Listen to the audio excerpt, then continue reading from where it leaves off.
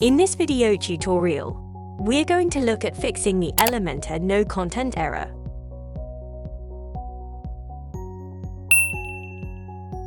To begin, let's understand why this is happening. The page we want to edit is the About Us page.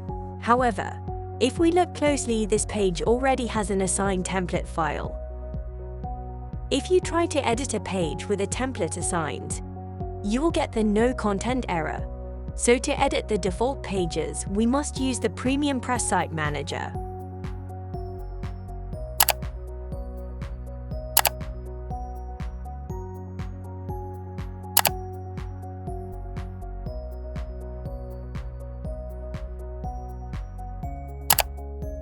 Now you can create your site pages any way you like.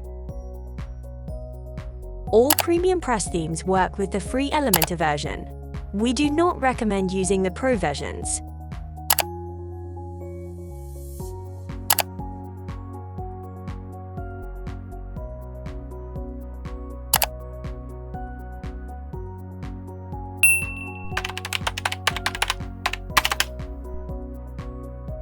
If you found this video useful, please let us know by liking and subscribing so we can keep making new videos for you.